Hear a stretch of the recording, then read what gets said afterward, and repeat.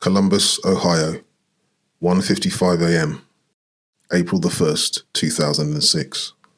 Security cameras stared down at a crowded escalator outside a second-floor bar called the Ugly Tuna Saloon.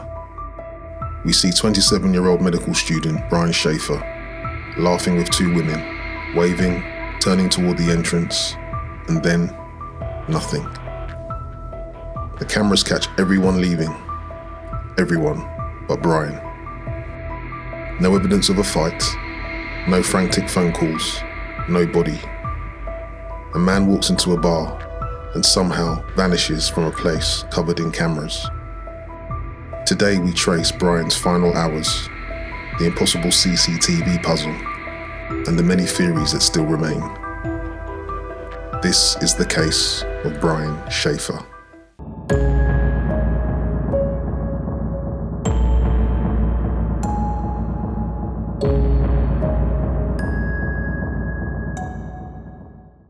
So who was Brian?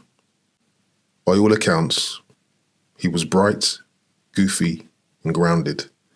A second-year medical student at Ohio State, close with his father Randy, and dating his girlfriend Alexis. They had a trip booked to Miami for April the 3rd, 2 days after that night. Brian's mum had recently passed away. Friends say the loss hit him hard, but he was pushing forward. Music, medicine, and the beach getaway he kept talking about. Plane tickets waiting, an empty seat no one expects. On the night of March the 31st, 2006, Brian had drinks with his dad, then later he met up with his friend Clint Florence near the campus. They went to various bars through the new South Campus Gateway development and ended up at Ugly Tuna Saloon, a noisy 2-level spot with a single public entrance up an escalator and a construction zone behind it. After midnight, they run into acquaintances. At some point, Clint's friend, Meredith Reed, gives them a lift back to the Gateway area, and all three head up to the Ugly Tuna. Inside, Brian is seen socializing, smiling. He steps outside to the landing around 1:55 a.m., chats with two women, waves goodbye, and turns back towards the bar. The camera on the escalator is aimed at the only public exit. If Brian left, it should have seen him. Later, it was closing time. Crowds funneled down the escalator, faces caught and logged. A later review shows everyone exiting, including Clint and Meredith. But no Brian. Police searched the bar, bathrooms, storage. The back service door? It opens into a dark construction site. Lots of debris, open drop-offs. Was that the path he took out? Or a trap? If he left by the back, why didn't any camera catch him? If he didn't, then where did he go? The next day, Alexis calls and texts, but no reply. April 3rd arrives, flight day. Alexis waits at the airport gate, but no Brian. Family reports him missing. Search teams sweep campus, roofs, alleys, dumpsters, even the riverbanks. But nothing. Tips come in, but nothing is confirmed. So what about the CCTV? The escalator camera covers the public flow.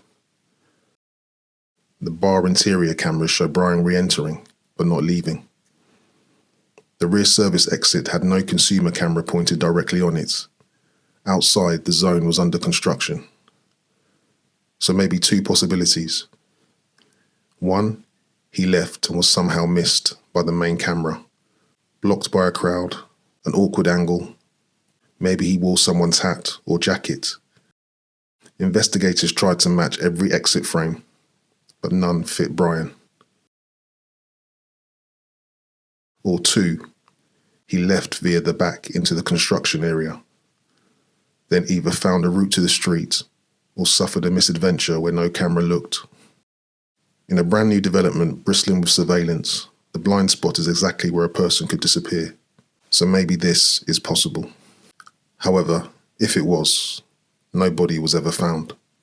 Surely, if he fell somewhere, he would have been found once construction started again. Police followed various lines of inquiry. Clint Florence, who was with Brian most of the night, and Meredith Reed both cooperated to varying degrees. Clint, on counsel's advice, refused a polygraph. Suspicious, yes, but not against the law. After the disappearance, voicemail rings were reported to Alexis's phone. The carrier later suggested this can happen without the phone being active. No verified actionable location ever emerged. Brian's dad, Randy, led searches until his accidental death in 2008. A message posted to his online obituary signed, "Love Brian, US Virgin Islands." It's traced to a public computer, but likely seen as a cruel hoax. There were various reports of sightings, from Ohio to the Midwest, to a photo of a man in Mexico years later. Each one was investigated, but none confirmed as Brian.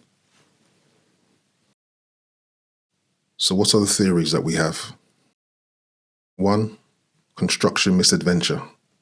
Brian leaves through the rear service exit, wanders off and falls into a poorly lit zone, sustains fatal injury, later obscured or removed during construction or cleanup.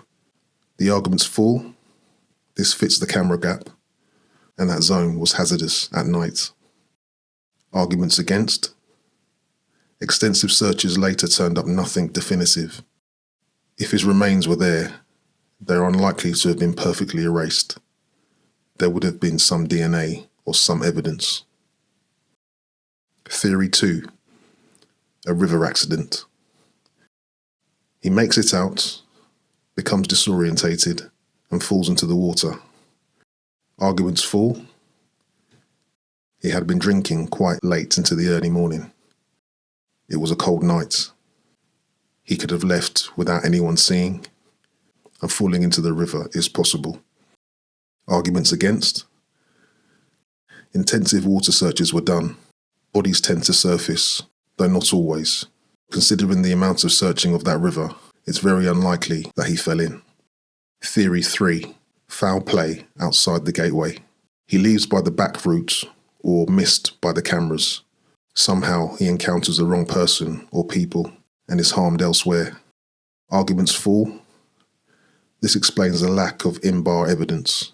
Some of the areas surrounding where he went were known to have high criminal activity. If he was under the influence of alcohol and was on his own, it's very likely and possible that either a person or a group of people somehow got him into a car and drove off.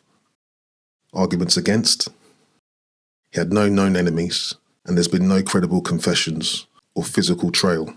Police looked at CCTV all around those areas, and there was no evidence of any car or people acting suspiciously that could be linked to Brian.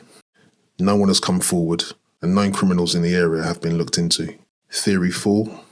Voluntary disappearance. Crushed by the grief of his mother, he stages an exit and disappears. Arguments for: friends noted he'd been quite reflective and quiet in recent days. He loved music, and he always talked about change. Arguments against: he adored his girlfriend Alexis and his father. The Miami trip was only days away. Walking away without money, ID, or a plan is a high-risk act, and no verified sightings or contact in 19 plus years. It's just unlikely that he ran away. And Theory 5, an inside job.